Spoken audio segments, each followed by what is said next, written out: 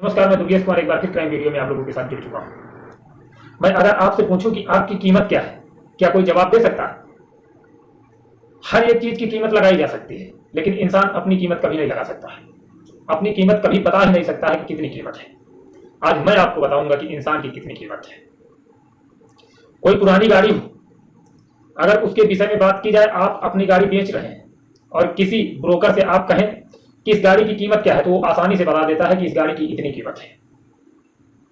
लेकिन असल मायने में आप अगर अपनी कीमत किसी दूसरे व्यक्ति से पूछें तो आपकी कीमत बता देगा कितनी कीमत है।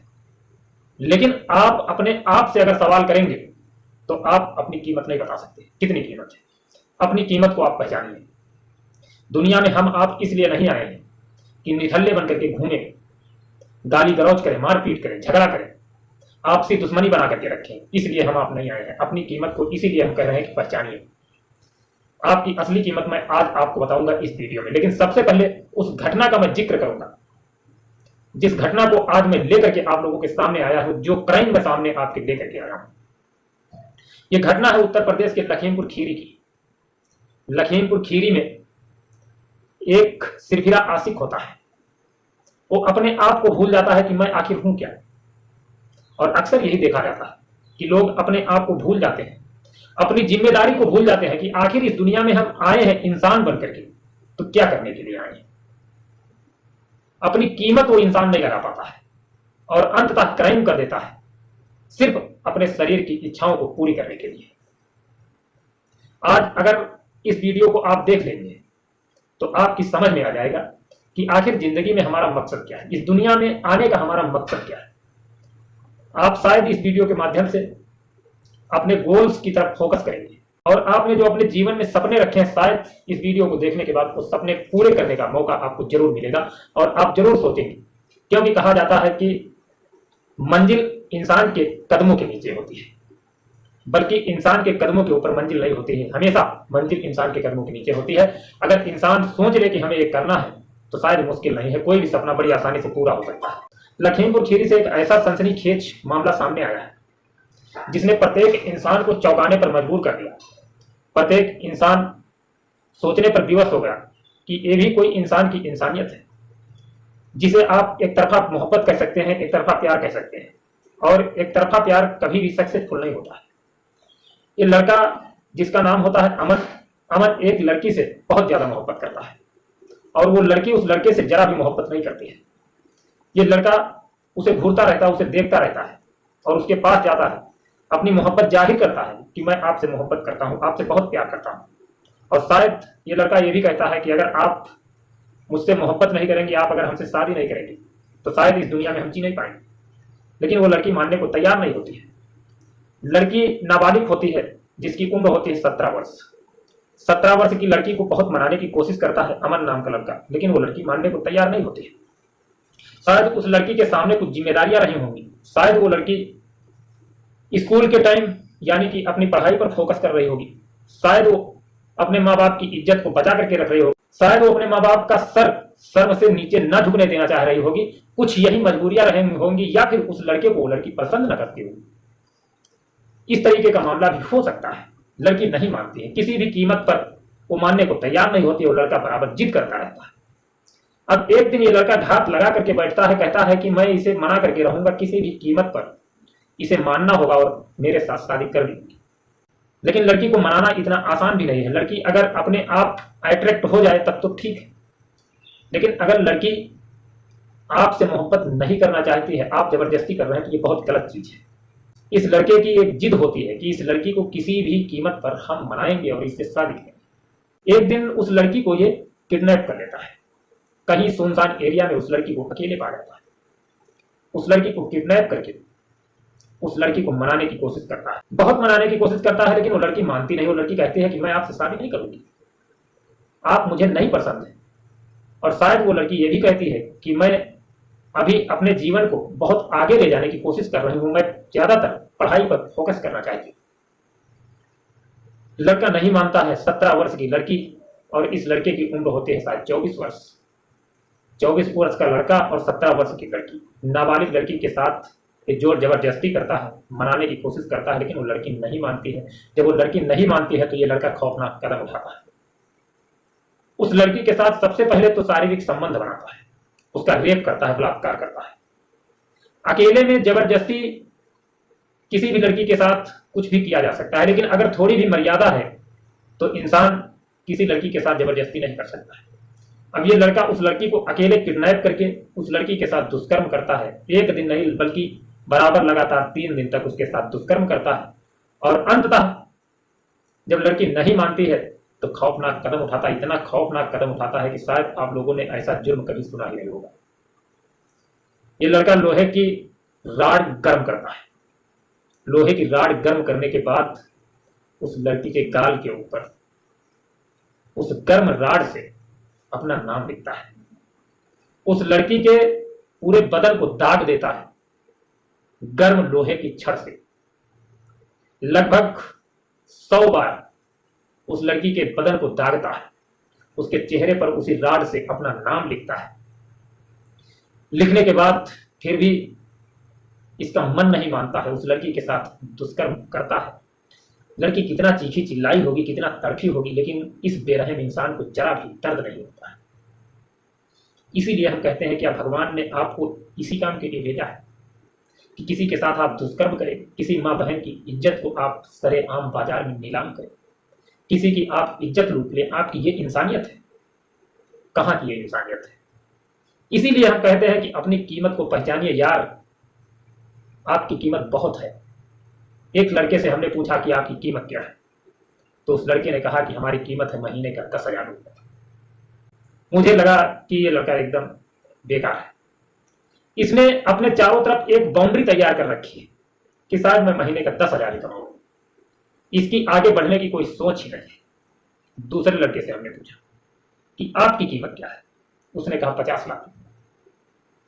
हमने कहा वो कैसे? उसने कहा हमारे पिताजी का एक फ्लैट है, उसकी कीमत है 50 लाख रुपए, तो हमारी भी कीमत उसके मुताबिक 50 लाख। हमने कहा ये तो निहायती बदतमीज इंसान है, ये एकदम निकम्मा है, कुछ करना ही नहीं चाहता है। शायद इसके पिताजी को कोई बात हो जाए, कोई दिक्कत हो जाए और उसका फ्लैट हाथ से निकल जाए तो शायद ये 2 कौड़ी का इंसान नहीं है, इसकी कुछ भी कीमत नहीं। जो पहले वाला लड़का था जिसने अपनी कीमत 10,000 रुपए बताई थी, हमें लगा इससे तो बेहतर वो है, क्योंकि कम से कम उसका एक टारगेट तो है, मेहनत तो करता है कि 10,000 रुपए हमारी कीमत महीने की। लेकिन ये अपने बाप के इरादों पर टिका है, अपने बाप की पुश्तैनी संपत्ति पर टिका हुआ है, निहायती बेकार है। एक और लड़के से हमने पूछा कि आपकी कीमत क्या है, तो उसने कहा 20 लाख। हमने कहा वो कैसे? तो उस लड़के ने कहा कि हमारी शादी होगी, दहेज मिलेगा, तो कम से कम इतना दहेज तो मिल जाएगा, 20 लाख रुपए। हमने कहा ये तो साला एकदम हरामखोर है, इसकी शादी में अगर दहेज ना मिला तो ये तो साला एकदम निठल्ला का निठल्ला रह जाएगा, ये कोई काम का इंसान नहीं है। ना तो इसका कोई गोल्स है, ना तो कोई टारगेट है, ना कोई मिशन है। ये साला बिल्कुल मेहनत करना ही नहीं चाहता है। हमने कहा ठीक है बेटा। तो इसलिए आप लोगों से हम कहते हैं कि कोई इंसान अपनी कीमत नहीं बता सकता। कीमत मैं आपको बताऊं, इस शरीर से अगर काम न लिया जाए तो इसकी कीमत 2 कौड़ी की नहीं है, और अगर इस शरीर से काम लिया जाए तो इस शरीर से करोड़ों रुपए कमाए जा सकते हैं। इस शरीर की कीमत अगर देखी जाए तो अरबों में भी तुलना नहीं की जा सकती, क्योंकि इस शरीर की कीमत बहुत है। लेकिन बस दिल के अंदर एक जज्बा होना चाहिए, एक हिम्मत होनी चाहिए। अगर आपके पास हिम्मत है तो कोई सपना अधूरा नहीं रहेगा, आपका सारे सपने पूरे होंगे। सिर्फ और सिर्फ अपने शरीर की कीमत आपको पहचाननी होगी। जिस दिन आप अपने शरीर की कीमत पहचान लेंगे उस दिन आपको कोई पीछे करने वाला नहीं है, बल्कि आपके भी सारे रास्ते खुल जाएंगे। अंततः जब ये लड़की 3 दिन तक नहीं मिलती है तो माँ बाप पुलिस स्टेशन जाकर के गुमशुदगी दर्ज करवाते हैं। अब पुलिस भी काफी मशक्कत करती है, छानबीन करती है, और अंततः 27 अप्रैल 2024 को इस लड़के को गिरफ्तार कर लिया जाता है। गिरफ्तार करने के बाद इसे सलाखों के पीछे भेज दिया जाता है।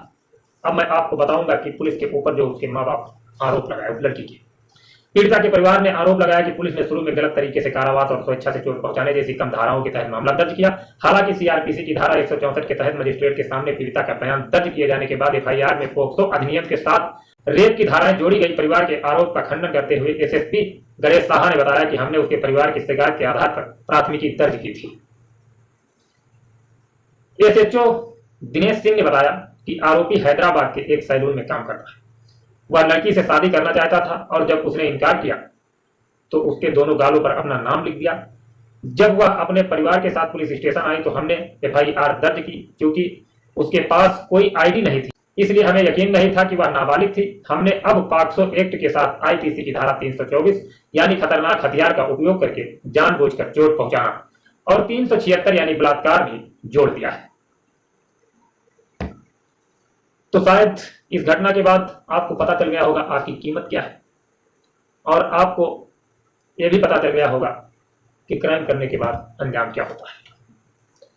जिस इंसान के साथ आप क्राइम करेंगे वो इंसान शायद इस दुनिया से चला जाएगा। अगर दुनिया से नहीं चले जाएगा तो जब तक आप उसे चोट देंगे, जब तक उसे आघात आप पहुंचाएंगे, तब तक उसे पीड़ा होगी, दर्द होगा। लेकिन जिस टाइम आप सलाखों के पीछे जाएंगे तो शायद आपकी जिंदगी बर्बाद हो जाएगी। इसलिए हम प्रत्येक वीडियो में कहते रहते हैं कि भाई साहब, अपनी जिंदगी को अपने हिसाब से इस्तेमाल कीजिए, गलत चीजों में इस जिंदगी को मत लगाइए। आप एक अपना सपना रखिए, एक गोल्स रखिए और हमेशा उसी के ऊपर फोकस कीजिए।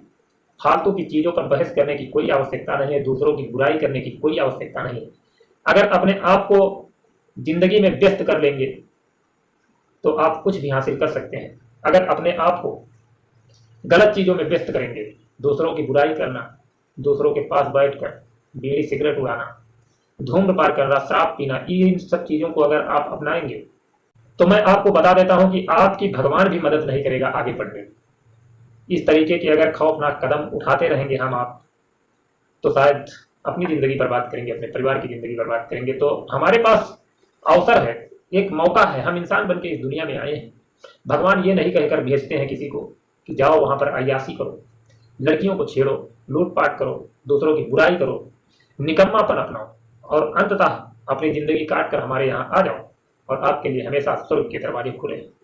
इस तरीके की बात तो नहीं करते हैं। हाँ, हम इंसान बन के आए हैं तो इंसानियत के तौर पर जो तौर तरीके हैं, जो काम है, यानी कि दूसरों की मदद करें। अगर मदद नहीं हो सकती है, हम गरीब फैमिली से, हमारे पास खुद खाने के लाले हैं, मत मदद करो यार, लेकिन किसी को ठेस मत पहुंचाओ, किसी को नुकसान मत पहुंचाओ। नुकसान पहुंचाने से यह होगा कि हम दूसरे को नुकसान पहुंचा करके एक बार खुश तो होंगे, लेकिन कहा जाता है कि तुलसी जग में आए के बदला कहूं न जाए।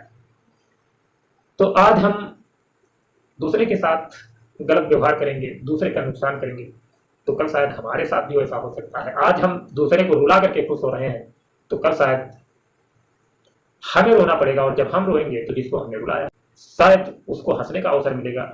तो कभी भी ऐसा काम मत कीजिए। इस घटना से हम लेना चाहेंगे इजाजत, मिलेंगे नेक्स्ट वीडियो में। तब तक अपना ख्याल रखना, परिवार का ख्याल रखना। जय हिंद, जय भारत।